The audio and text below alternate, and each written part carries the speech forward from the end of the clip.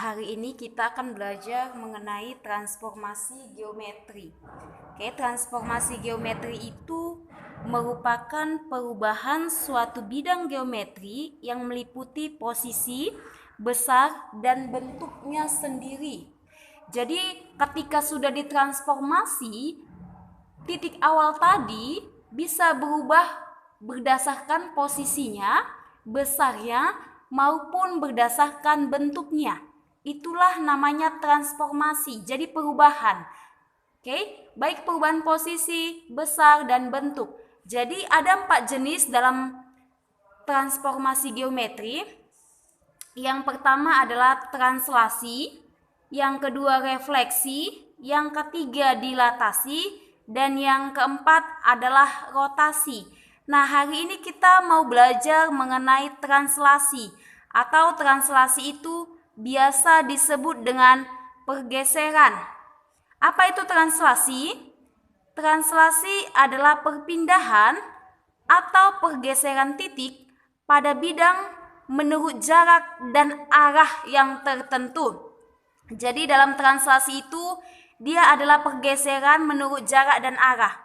Oke, kita lihat jika titik asalnya, ini masih contoh ya, jika titik asalnya adalah X, Y, lalu ditranslasikan, ini T lambang translasi ya.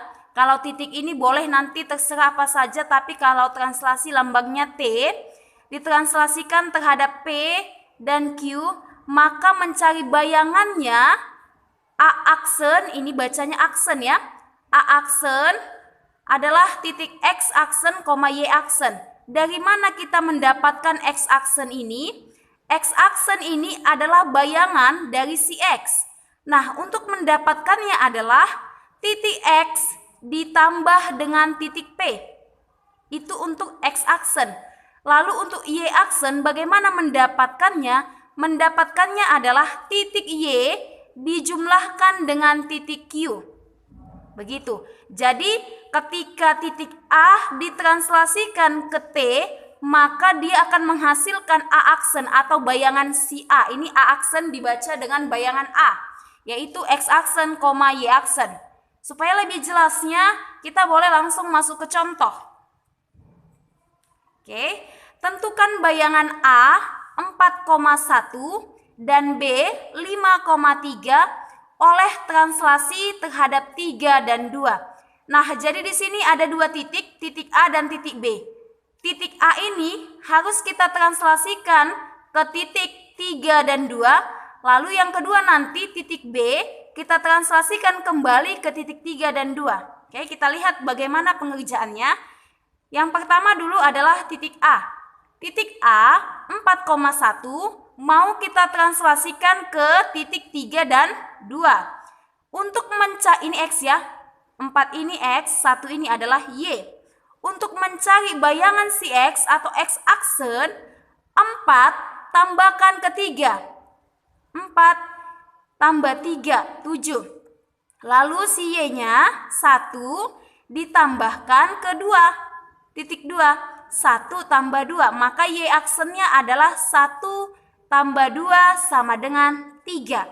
Maka ketika A 4,1 ditranslasikan ke 3 dan 2, bayangan A atau A aksennya adalah 7,3. Inilah hasil translasi dari titik A. Yang kedua, tadi ada dua titik ya, A dan B, sekarang titik B. Titik B-nya 5,3 mau kita translasikan ke 3 dan 2. Sama seperti yang awal. Titik X 5 tambahkan ke 3. Dia menjadi X aksennya. X aksennya 5 tambah 3 sama dengan 8. Lalu Y-nya 3 dijumlahkan dengan 2. 3 tambah 2 sama dengan 5. Maka bayangan B atau hasil translasi dari B adalah 8,5. Jangan terbalik ya. 5,8 itu salah. X aksennya dulu, baru Y aksennya 8,5. Karena di sini 8 ini sebagai X aksen, 5 ini sebagai Y aksen. Di sini 7 sebagai X aksen, 3 sebagai Y aksen. Begitu. Inilah hasil translasi dari titik A dan titik B. Contoh yang pertama. Lalu kita lihat contoh yang kedua. Di contoh yang kedua itu diketahui titik C atau titik asalnya, diketahui bayangannya.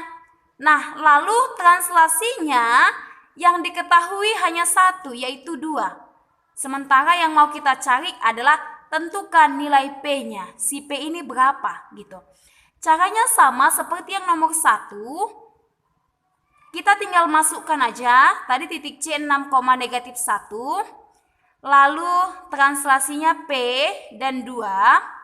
Nah, 6 ini kita jumlahkan terhadap P ya. 6 ditambah P sama dengan 1. 1 ini dari mana? 1 ini diambil dari hasil bayangan C. C aksen atau X aksen. X aksennya kan 1, maka satunya diambil dari X aksen. Oke. Lalu 6 tambah P sama dengan 1. Maka P sama dengan ini 1 tetap, yang pindah siapa? 6-nya. Tadi 6-nya positif, pindah ke kanan menjadi negatif 6 atau kurang 6. P sama dengan 1 dikurang 6 sama dengan negatif 5. Karena yang ditanya tentukan nilai P, maka P-nya adalah negatif 5. Ini tidak perlu ya, karena ini sebenarnya sudah ditentukan. Yang kita butuhkan adalah nilai P. Jadi apapun nanti yang ditanya, konsepnya tetap sama, tetap begini ya. X ditambah titik translasi pertama, Y tambahkan dengan titik translasi kedua, itu adalah Y aksennya. Apapun soalnya, tetap konsepnya sama. Kamu tinggal ikuti aturannya saja. Apa yang ditanya itu yang harus kamu cari, begitu. Oke, kalau ada yang mau ditanya atau kurang jelas, boleh tulis di kolom komentar. Terima kasih.